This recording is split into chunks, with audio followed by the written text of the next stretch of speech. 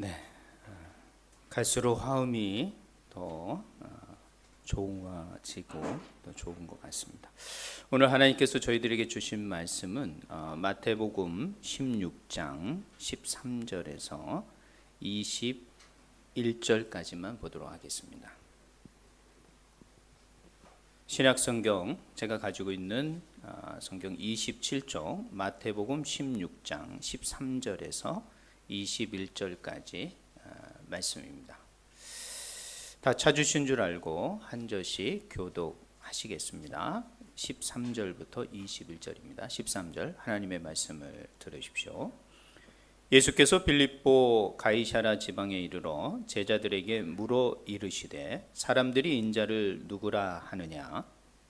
이르되 더러는 세례 요한, 더러는 엘리야, 어떤 이는 예레미야나 선지자 중에 하나라 하나이다. 이르시되 너희는 나를 누구라 하느냐?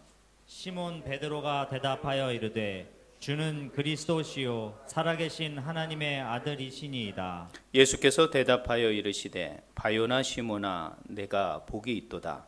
이를 내게 알게 한 이는 혈육이 아니요 하늘에 계신 내 아버지시니라. 또 내가 네게 이르노니 너는 베드로라. 내가 이 반석 위에 내 교회를 세우리니 음부의 권세가 이기지 못하리라. 내가 천국 열쇠를 내게 주리니 내가 땅에서 무엇이든지 매면 하늘에서도 매일 것이요 내가 땅에서 무엇이든지 풀면 하늘에서도 풀리리라 하시고 이에 제자들에게 경고하사 자기가 그리스도인 것을 아무에게도 이르지 말라 하시니라. 다 같이 이때로부터 예수 그리스도께서 자기가 예루살렘에 올라가 장로들과 대제사장들과 서기관들에게 많은 고난을 받고 죽임을 당하고 제3일에 살아나야 할 것을 제자들에게 비로소 나타내시니. 아멘. 올 한 해 동안 참 여러분 수고 많으셨습니다.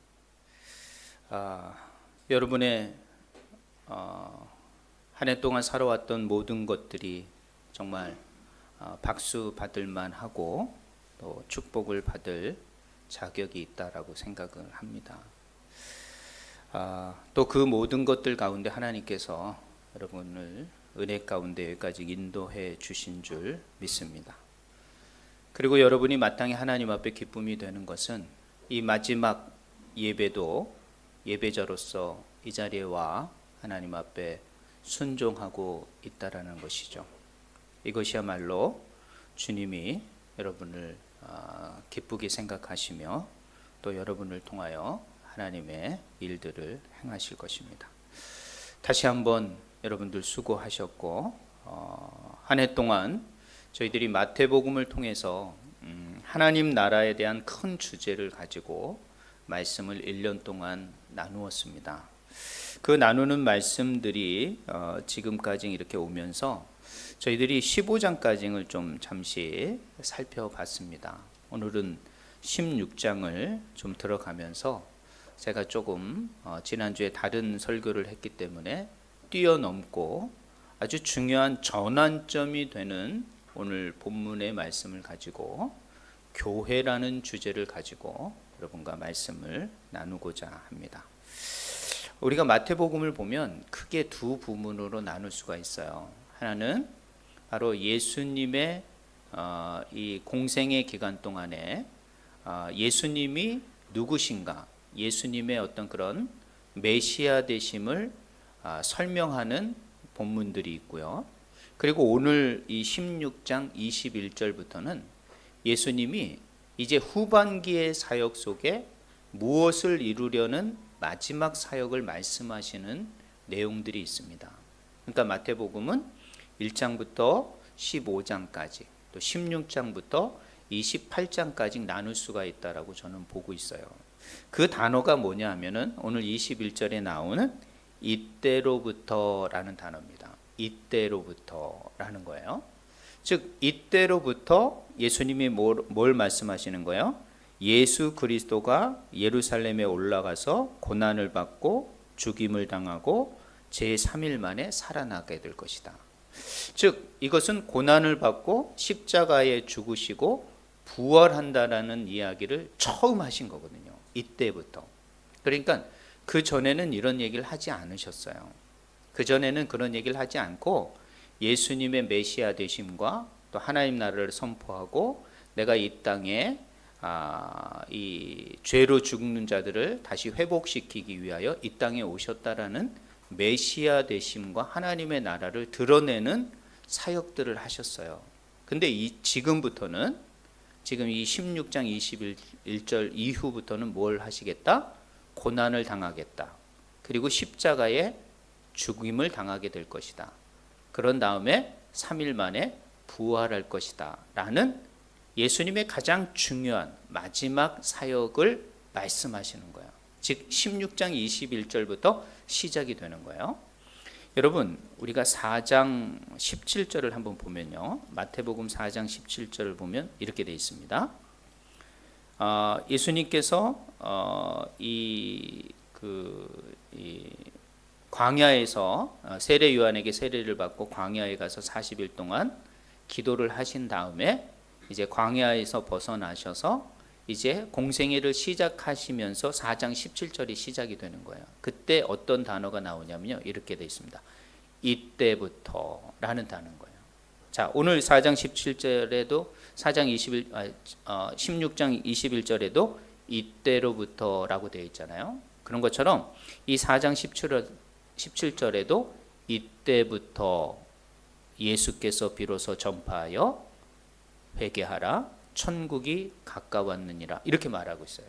즉 이때로부터라는 것부터 오늘 이 16장 21절 이때로부터 다른 말씀을 하시는 거라는 거예요. 그러니까 이 마태복음은 저희들이 지금 1년 동안 1장부터 15장까지 살펴본 것처럼 초기 처음 사역, 일기 사역이라고 말씀드릴 수 있고 이제 16장 21절부터는 2기 사역으로 예수님이 이제 이 땅에 오신 본격적인 사역, 우리와 죄와 허물을 위하여 예수님의 구원과 생명을 주시는 두 번째 사역이신 고난과 십자가의 죽으심과 부활의 사건이 남겨져 있다는 거예요. 그래서 내년에는 이 2부 사역을 저희들이 함께 나누게 될 것입니다. 그래서 마태복음 이제 후반기 내용들을 우리가 좀 살펴보게 될 것입니다. 자, 그런데 이렇게 새로운 사역을 전환하는 그 순간에 예수님께서 말씀하신 오늘 13절과 20절의 말씀이 중요하다는 거예요. 근데 그 말씀이 어떤 주제냐면은 바로 교회에 관한 주제라는 거예요. 즉 예수 그리스도가 자신의 메시아 되심과 공생의 제자들을 선택하시고 그 모든 동행과 가르침을 통하여 이루시고자 했던 결론이 뭐냐? 바로 오늘 13절에서 20절의 내용이라는 거예요. 그게 바로 교회라는 거예요. 교회. 여러분 교회라는 단어가 마태복음에 여기에 처음 나옵니다. 그리고 사복음서가 있잖아요. 마태, 마가, 누가, 요한이 있는데 이 교회라는 단어가 여기밖에 안 나와요. 물론 이 이후에 마태복음에 또 한 번 나오지만 마태복음밖에 교회라는 단어가 나오지 않다라는 거예요. 그렇기 때문에 이 교회는 누구에 의해서 만들어진 것이냐? 탄생된 것이냐? 바로 예수님에 의해서 탄생이 되었다라는 것을 말씀하고 있는 거예요. 그렇기 때문에 이 교회, 예수님의 그 가장 중심적인 전환의 사역 속에 제자들에게 강조했던 이 교회에 대해서 오늘 저희들이 좀 이 한 해를 마무리하면서 생각해 보면서 우리 교회를 향하신 주님, 우리 공동체를 향하신 주님의 뜻이 무엇인지를 주님의 음성으로 주의 말씀을 통하여 주의 음성을 듣는 저와 여러분이 되셨으면 좋겠습니다. 자, 오늘 13절부터 이제 말씀을 보도록 하겠습니다. 혹시 방송실에서는 성경을 좀 띄워줄 수 있으면 그 성경을 띄워주셨으면 감사하겠습니다. 자, 13절에 보면 예수께서 빌립보 가이사랴 지방에 이르러 제자들에게 물어 이르시되 사람들이 인자를 누구라 하느냐?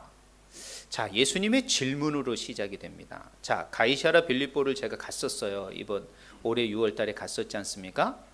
거기는 물도 많고 참 풍성한 곳이었는데 북쪽 이방 민족과 접촉이 되어 있는 가장 근접한 국경 지역이기 때문에 하나님 외에 다른 이방의 신들이 가득한 곳이 어디냐면은 바로 가이사라 빌립보 땅이었다는 거예요. 그렇기 때문에 여기는 하나님만을 섬기는 사람만 있는 게 아니라 세상의 온갖 우상들을 잘 섬기는 그런 우상들이 가장 많이 집결되어 있는 곳이 이 가이사라 빌립보 북쪽 지역이나 제일 북쪽 지역의 도시라는 거예요. 예수님이 의도적으로 거기 간 거예요. 그래서 수많은 세상 사람들이 나를 누구라 하느냐라는 질문을 하고 있는 거예요. 자, 우리가 예수님이 누구냐라는 걸 아는 것은 너무도 중요한 일입니다. 이 예수님이 누구냐라는 질문을 답을 할 수 없을 때 우리의 믿음은 흔들리게 되는 것이고 우리의 신앙은 다시 한번 점검해야 되는 상황인 거예요. 자, 예수님이 첫 번째 질문을 합니다. 오늘도 여러분에게 질문을 할 수 있습니다. 사람들이 인자를 누구라 하느냐? 그랬을 때 여러분, 예수님을 세상 사람들은, 안 믿는 사람들은 뭐라고 말합니까? 그냥 똑똑한 선생님, 성자 중에 한 사람, 이스라엘의 어떤 선지자 중에 한 사람, 좋은 말씀 하신 분, 이런 정도로 생각을 하지, 과연 그분을 메시아로 생각하냐는 거예요. 우리의 구원자로 생각하고 있냐는 거예요. 그런데 제자들은 뭐라고 말하냐면, 그리고 예수님을 그 당시에 좋게 말하지 않았습니다. 저기 사탄의 악한 영에 이 지배당하는 사람 아니야? 이런 얘기까지 나올 정도였는데 어떻게 선생님이 물었는데 그렇게 대답할 수 있겠어요, 제자들이. 그러니까 어떻게 대답을 합니까?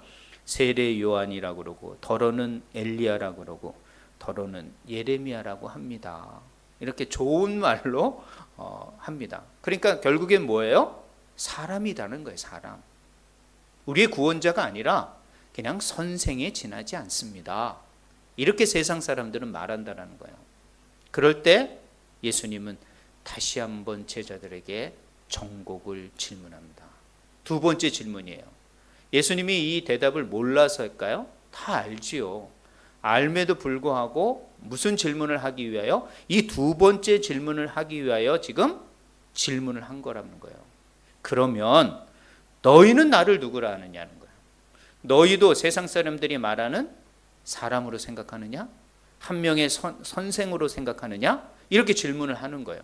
너희는 나를 누구라고 하느냐? 즉 믿는 제자들, 지금 예수님을 생명을 걸고 쫓아다니는 이 제자들, 저와 여러분들에게 다시 묻는 거예요. 너희는, 그리스도인들은 나를 누구라 하느냐? 이 질문 앞에 여러분은 어떻게 대답할 수 있겠습니까? 여기에 바로 고백이 필요하다는 거예요. 여기에 바로 신앙 고백이 필요하다는 거예요. 신앙 고백이 무엇이냐? 자기의 믿음이라는 거예요. 자기의 믿음을, 예수 그리스도를 아는 그 고백이 필요하다는 거예요. 그러면서 베드로가 오늘 16절에 말합니다. 정말 위대한 대답이 여기에 나오게 되었습니다. 16절에 보니까 주는 그리스도시요 살아계신 하나님의 아들이시니라. 와우, 어떻게 이런 고백을 할 수 있었을까?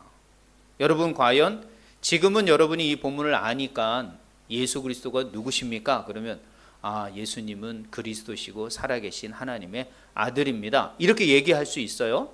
그러나 이런 말이 존재하지 않는 시대, 가장 처음 이 베드로가 어떻게 이런 고백을 할 수 있었냐는 거예요. 정말 예수님이 정말 듣고 싶어하는 고백이었죠.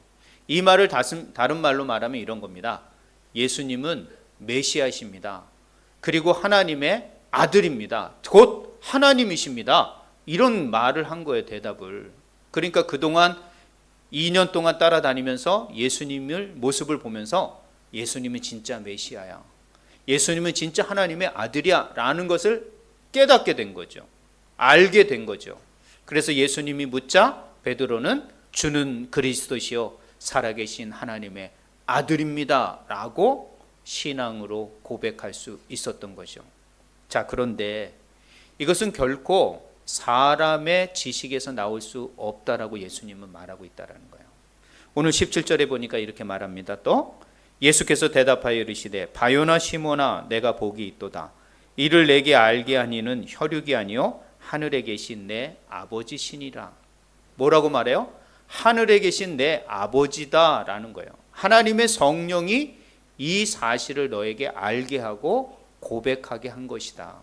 그러니까 여러분이 예수 그리스도는 메시아십니다. 예수 그리스도는 그리스도시고 나의 주님이십니다. 라고 여러분이 고백하잖아요, 입술로. 그 입술로 고백하는 모든 신앙 고백은 결코 여러분의 지식이나 여러분의 옛사람이 할 수 없다라는 거예요. 여러분 안에 있는 성령님이 그 깨달음을 알게 하시고 그 고백을 하게 하신다라는 거예요. 그렇기 때문에 예수 그리스도를 주로 시인하는 모든 사람은 그 안에 성령이 임재해 있음을 믿으시기 바랍니다. 그렇기 때문에 우리가 예수 그리스도를 우리의 주인으로, 우리의 메시아로, 우리의 구주로 고백하고 입술로 고백하는 모든 사람은 결코 여러분이 고백하는 것이 아니라 여러분 안에 있는 성령님이 그것을 고백하게 하신다라는 것을 믿으시기 바랍니다. 그렇기 때문에 내가 성령 받았나? 내가 성령 있나? 의심하거나 그런 생각을 할 필요가 없는 거예요. 그런 고백을 했다라는 것은 여러분이 하는 게 아니라 여러분 안에 있는 성령의 임재하심으로 성령이 그 말을 하게끔 했다라는 것이죠. 자, 그런데 예수님은 이 고백을 듣고 싶었던 거예요. 이런 고백을 한 사람들이 모여서 무엇을 이룬다고 오늘 18절은 말합니까? 바로 교회를 이룬다라고 말하는 거예요. 이런 예수 그리스도를 그리스도요, 메시아요, 하나님의 아들이라고 고백하는 사람들의 모임, 그것이 바로 교회라는 거예요. 그러니까 이런 고백을 하지 않는 사람들이 모인 것은 교회가 아닌 거예요. 이런 신앙적 고백, 예수 그리스도가 누구이시며 내가 예수 그리스도의 믿음을 고백하는 이런 신앙 고백을 동일하게 하는 사람들 위에 예수님은 뭐라요? 교회를 세우겠다. 내 교회를 세우겠다 그럽니다. 근데 18절 이 본문은 그 반석 위에 내 교회를 세우리라 이렇게 말해요. 그럼 반석 그러면 이게 베드로의 또 다른 이름이거든요. 그런데 이 반석이라는 말은 그런 의미, 베드로의 이름의 의미도 있지만 바로 오늘 본문 앞의 내용인 신앙 고백, 그의 신앙 고백의 터 위에 내 교회를 세우리라는 말로 해석할 수 있다는 거예요.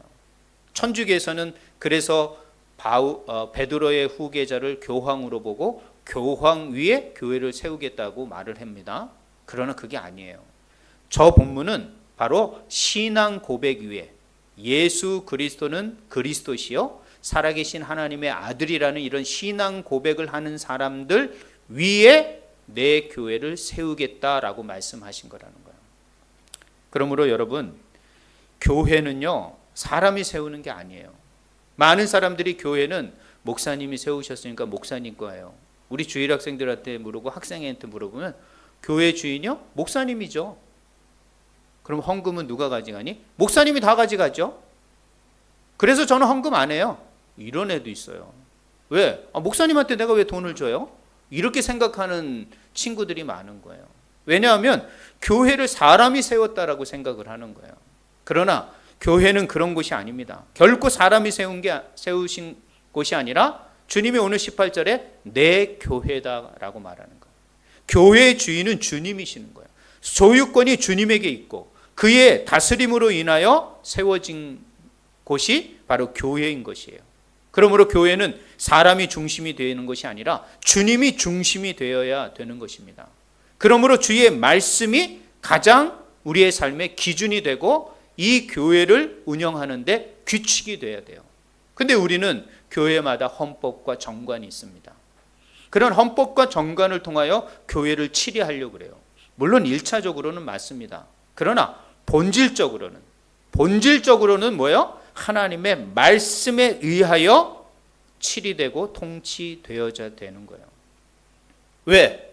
교회는 주님의 교회이기 때문에.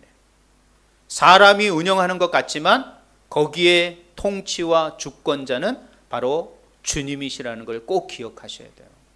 그러므로 교회는 결코 사람들에 의해서 운영되는 것 같지만 하나님에 의해서 통치되고 관리되고 운영되어진다는 것을 여러분이 명심 또 명심하셔야 돼요. 그러므로 교회는 정말 하나님이 세우신 교회라는 거예요. 자, 오늘 말씀드리고 싶은 세 가지 중에 첫 번째가 바로 교회는 이런 신앙 고백 위에 세워져야 한다라는 거예요. 여러분이 오늘 예배를 드리면서 신앙 고백을 하셨습니다. 그게 뭐죠? 바로 사도신경입니다. 그 사도신경이라는 신앙 고백을 하고 그 고백한 사람들이 모여서 교회를 이루어 그 교회의 주인이신 하나님 예수님에게 예배하는 것이라는 거예요. 그런 고백이 없는 사람들의 모임은 교회가 될 수 없습니다. 그런 사람들의 모임의 예배는 예배가 될 수 없습니다. 그 예배를 주님이 받으실 수가 없어요. 그렇기 때문에 반드시 하나님 앞에 예배하는 자들은 신앙을 고백해야 됩니다. 그런데 이 신앙을 고백하면 우리는 그냥 주문처럼 이렇게 외우는 거라고 생각해요. 아닙니다, 여러분. 신앙의 고백은 무엇을 동반해야 되냐면 행함이 동반돼야 되는 거예요. 여러분, 내가 신앙생활 해보니까 이런 걸 깨달았어. 또 이런 걸 배웠어. 이런 걸 경험했어. 이런 말들을 해요. 그 경험과 그 깨달음과 그 믿음, 확고부동한 자기가 경험하고 얻은 그 깨달음을 가지고 주님 앞에 고백하는 게 진짜 신앙 고백이라는 거예요. 그래서 이 예배를 드린다라는 것은, 신앙을 고백한다라는 것은 내가 옛사람은 죽고 이제 주님 앞에 새로운 생명을 얻었습니다. 새롭게 소생한 생명이 주님 앞에 신앙을 고백하고 예배 드리는 것, 그것이 바로 주님의 교회라는 거예요. 그렇기 때문에 여러분들은 다 새로운 생명을 얻은 자입니다. 그래서 예배는 새로운 생명이 꿈틀거리는 예배가 되어야 되는 거예요.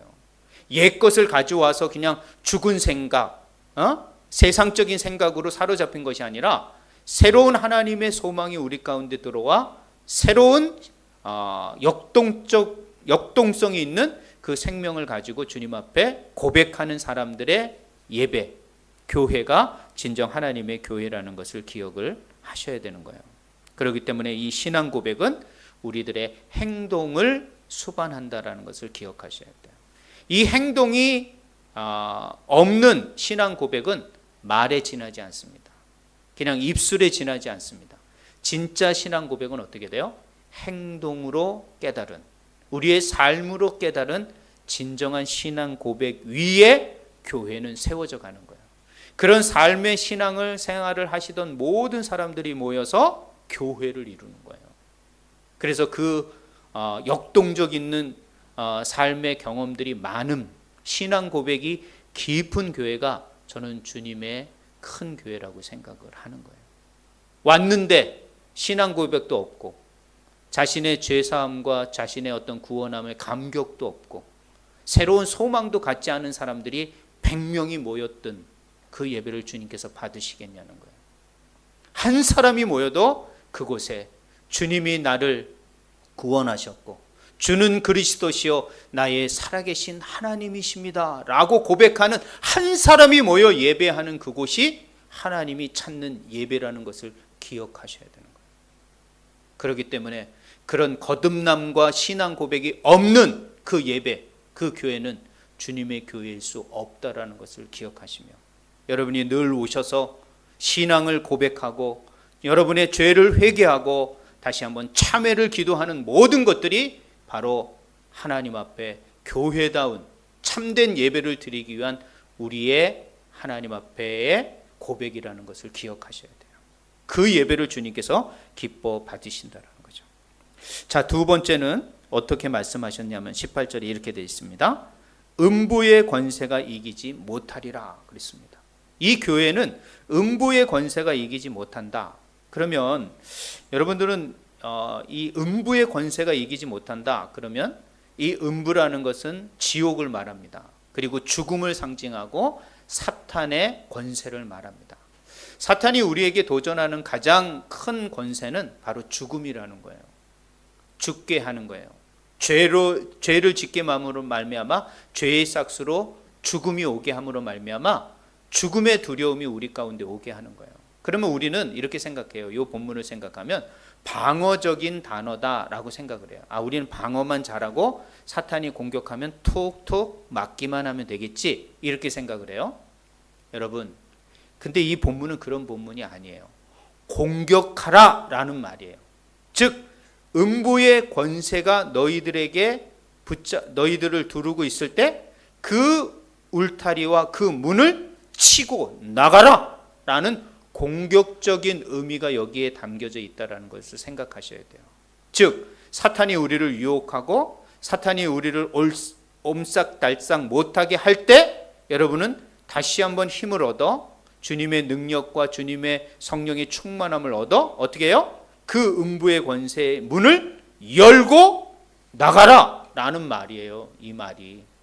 그렇기 때문에 여러분, 이것은 어떤 방어적인 자세를 취하라는 게 아니라 사탄과의 싸움은 반드시 공격적으로 하셔야 돼요.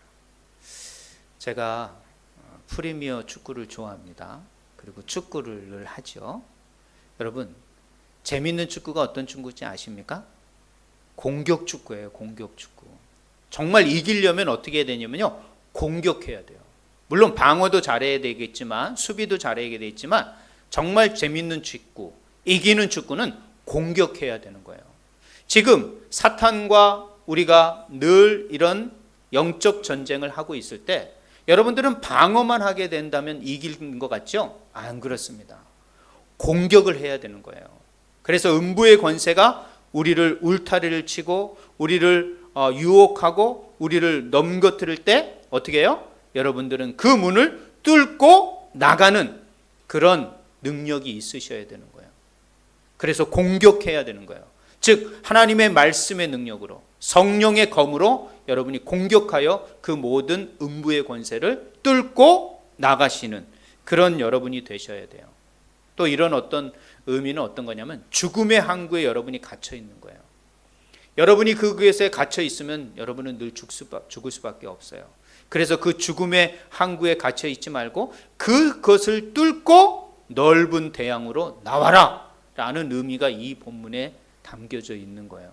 그러므로 여러분, 우리가 이 영적 싸움은 반드시 승리한다라는 것을 기억하셔야 돼요. 오늘 약속한 게 그거예요. 음부의 권세가 너희 교회를 결코 이기지 못할 것이다. 그러므로 우리는 이 영적 전쟁에서 이긴다는 거예요. 최종적으로 이긴다라는 거예요. 그렇기 때문에 여러분이 두려워하지 마시고 이 음부의 권세가 여러분을 유혹하고 여러분을 힘들게 할 때 하나님의 말씀과 성령의 능력으로 뚫고 이기는 저와 여러분이 되셔야 하는 거예요. 그게 하나님의 진정한 교회라는 거예요. 하나님의 교회된 모습은 이런 힘이 있다라는 거예요. 음부의 권세가 여러분을 가로막고 여러분을 울타리를 치고 여러분을 죽음의 장소에 머물게 할지 모르지만 교회의 힘은 그것을 뚫고 나갈 수 있는 힘과 권세와 능력이 있다라는 것을 믿고 그 음부의 권세를 뚫고 나와 자유함으로 하나님 앞에 영광 돌리라고 말을 하는 거예요. 그래서 여러분, 우리 주한 FC는 공격 축구를 합니다. 수비보다는 무조건 공격 축구입니다. 그래서 공격하는 겁니다. 공격해야지 이기는 거예요. 물론 수비도 잘해야겠지만 공격해야 되는 거예요. 4골 먹잖아요. 5골 넣으면 이기는 거예요. 그렇기 때문에 여러분, 공격 축구가 이기는 거고, 여기 이 음부의 권세를 이기지 못하리라는 말은 이 음부의 권세가 우리를 가로막을지라도 공격하여 이 교회는 반드시 승리하게 될 것이라고 말씀하고 있는 것이에요.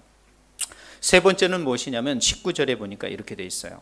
내가 이 교회에게 천국 열쇠를 내게 주리니 내가 땅에서 무엇이든지 매면 하늘에서도 매일 것이요 내가 땅에서 무엇이든지 풀면 하늘에서도 풀리리라 라고 말해요. 자, 이 본문은 참 해석하기가 그렇게 쉽지 않은 본문인데요, 여기서 이 천국 열쇠라는 것은 히브리적 의미는 어떤 것이냐면 이것은 선지자들이 가졌던 권세를 의미해요. 즉 하나님의 말씀이 있던 창고를 열고 닫을 수 있는 그 키를 누가 가졌냐면 선지자들이 가지고 있었거든요.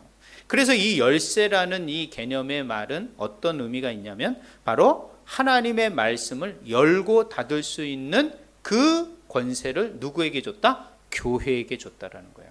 그래서 이 교회를 통하여 하나님의 말씀을 전하고 가르치고 해석할 수 있게 하는 권세를 교회에게 준 거예요.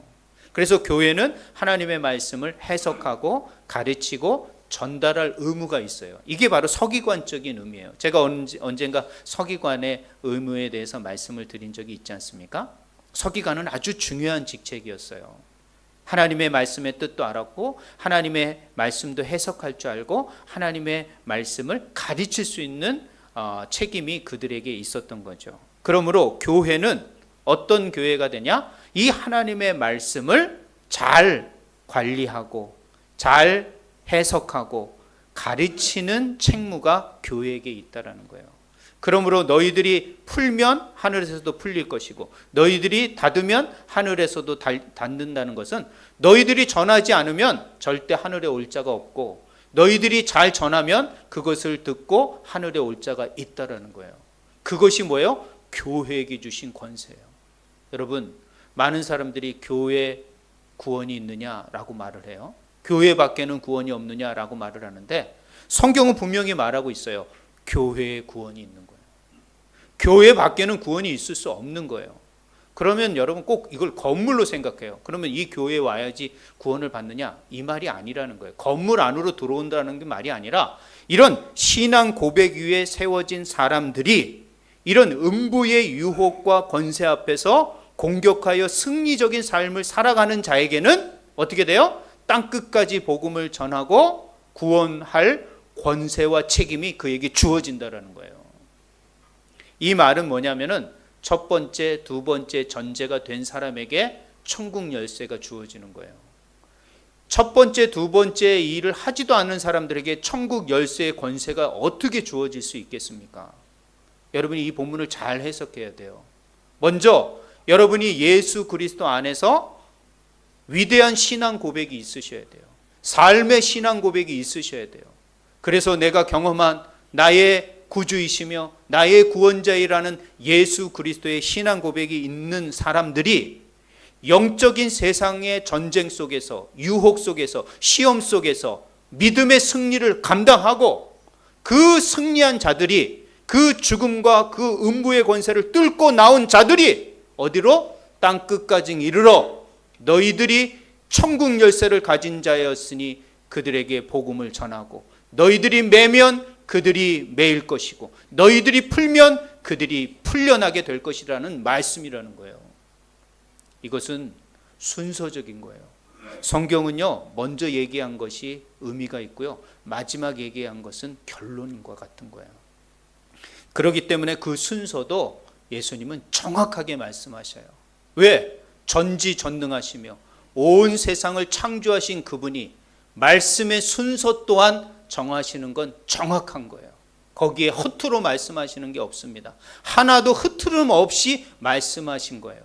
하나도 오류가 없이 말씀하신 것으로 우리는 믿고 이 말씀을 해석해야 돼요. 그러므로 오늘 교회는 너무도 중요한 책임을 주어지고 있는 거예요. 그리고 능력이 주어졌다라고 생각하셔야 돼요. 우리 공동체가 여러분 작게 모인다고 우리 공동체가 힘이 없다 이렇게 생각하시는 것 아주 세상적이라는 거예요. 여러분 사람이 많이 모여야지 다수결의 원칙에 의해서 민주주의 사회는 다수결의 원칙에 의해서 통치되지만 다스려지지만 결정이 되지만 교회는 그렇지 않아요. 여기에는 하나님의 신정 정치가 이루어져야 되는 거예요. 여기에는 많은 사람이 아니라 깨끗한 사람이 필요한 거예요.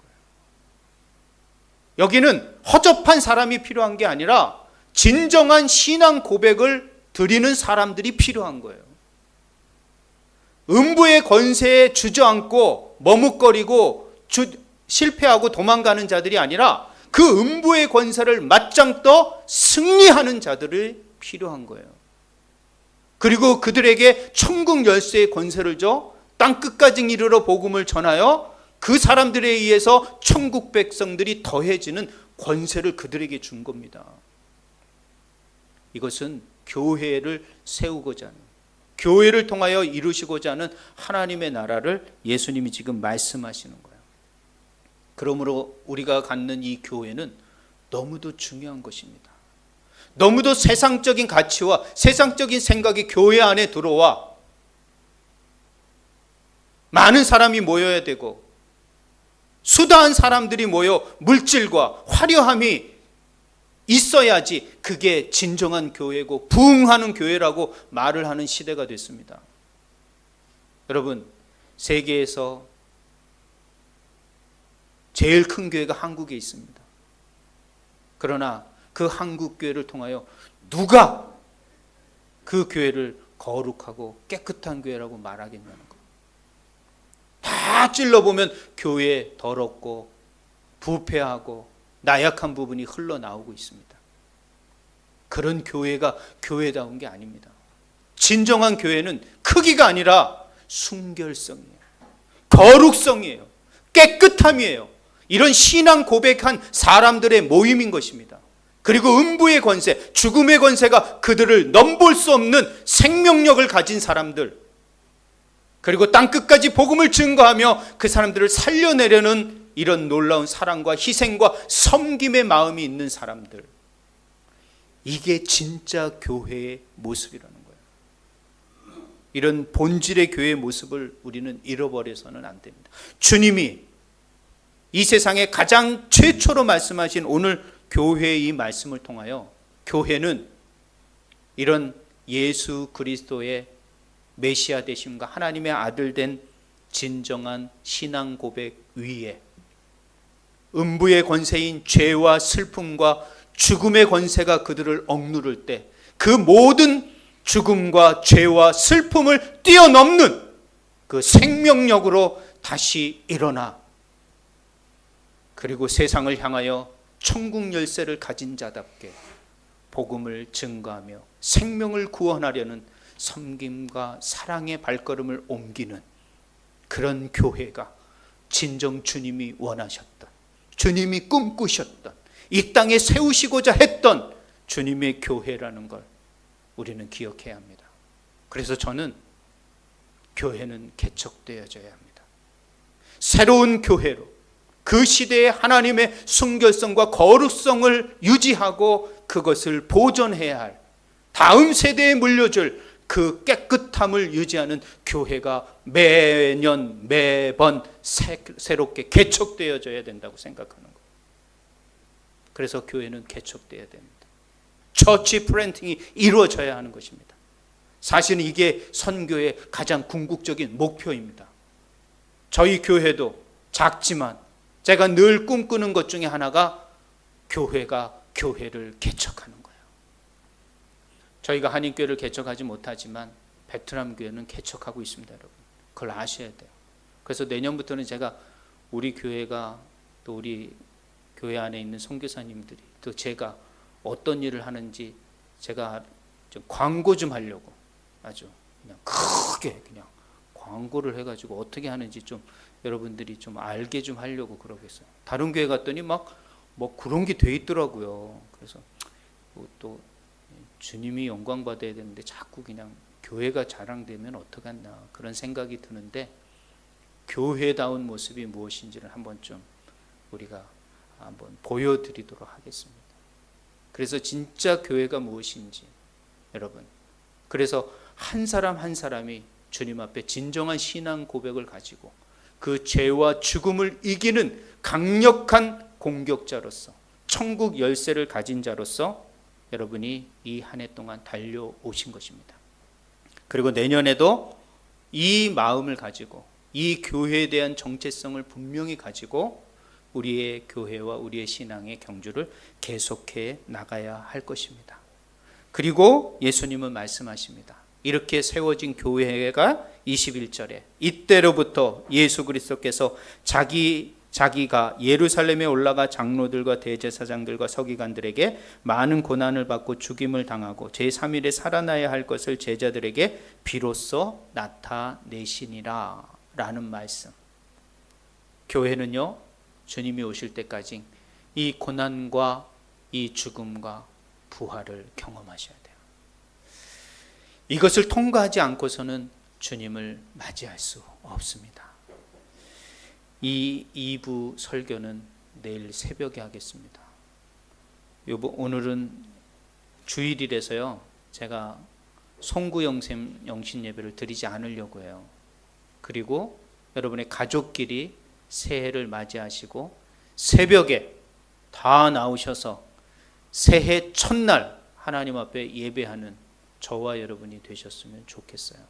그냥 저는 이렇게 생각했어요. 송구 영신 예배 드리고 그냥 새벽 예배 안 할까 이렇게 하다가 어제 제가 많은 기도를 했어요. 연민도 하고 막 이 사람 저 사람에게도 묻기도 했지만 주님 앞에 다시 한번 물으면서 오늘 주일인데 오늘 또 저녁에 모여서 송구 영신 드리기보다는 새해 첫날 새벽 예배로 하나님 앞에 새해 첫날을 맞이하고 싶다라는 말씀이 저에게 감동을 주시더라고요. 그래서 오늘 예배는 여기서 드리고요. 송구 영신 예배는 오늘 드리지 않습니다. 그 대신 내일 새벽에 꼭 하루 다 쉬시지 않습니까? 새벽 새해 첫날 첫 예배로 하나님 앞에 예배드리며 하루를 시작하고 한 해를 시작하는 우리 주 안의 공동체가 되셨으면 좋겠습니다. 여러분, 교회는 주님의 신앙 고백 위에 세워지고 음부의 권세가 우리를 누를 수 없고 우리에게 천국 권세, 천국 열쇠의 권세를 주어진 만큼 이 마지막까지 복음 증거, 전도의 사명을 잘 감당하시는 우리 교회, 우리 공동체가 되기를 소망합니다. 주님이 그런 교회를 원하시고 있다는 것을 성경적 교회가 무엇인지를 깨닫고 우리가 올해도 여기까지 인도하신 하나님 앞에 감사하고 내년에도 이런 교회를 이루는데 여러분의 가정과 여러분 우리 모두가 함께 마음을 모으고 힘쓰는 우리 모든 주 안의 성도들이 되시길 주님의 이름으로 부탁드립니다. 기도하겠습니다. 하나님 감사합니다. 오늘도 하나님의 말씀을 통하여 하나님의 주님의 교회가 어떤 교회인지를 깨닫게 하여 주심을 감사합니다. 우리를 죽음 가운데 죄 가운데 두지 아니하시고 우리를 생명 가운데 인도하셔서 그 생명을 허락하신 그 예수님을 우리의 구주로 우리의 구원자로 고백하는 우리의 신앙 고백 위에 그 고백을 하는 사람들이 모여 우리의 교회를 이루고 우리의 공동체를 이루게 하심을 감사합니다. 그러나 세상을 살아가면서 이 수많은 영적 전쟁이 우리 가운데 놓여져 있습니다. 그러나 하나님, 주께서 우리에게 성령을 허락하셔서 성령의 능력으로 그 모든 것들을 이기게 하실 줄 믿습니다. 하나님, 사단의 모든 유혹과 시험 앞에서 믿음으로, 말씀으로, 성령으로 승리케 하여 주시옵소서. 그리고 아직도 우리에게 주신 이 복음의 말씀을 전하지 않는 많은 사람들이 있습니다. 저희 교회는 내년에는 더욱 적극적으로 이 복음을 땅끝까지, 정말 이 베트남 구석구석까지, 또 이 땅에 온 한인들, 연약한 죽어가는 수많은 영혼들을 향한 복음 증거의 한 해가 될 수 있도록 인도하여 주시옵소서. 그래서 그들이 다 천국 백성이 될 수 있도록 주님 함께하여 주시옵소서. 이런 교회의 사명을 잘 감당할 수 있는 우리 주안 공동체가 되기를 소망합니다. 다시 한번 결단하는 우리 모든 심령들에게 성령의 충만함을 덧입어 이 사명 잘 감당케 하여 주시옵소서. 모든 영광 주께 올려드리오며 감사드리오며 예수님의 이름으로 기도했습니다. 아멘. 찬송가 208장 부르시면서 준비하신 예물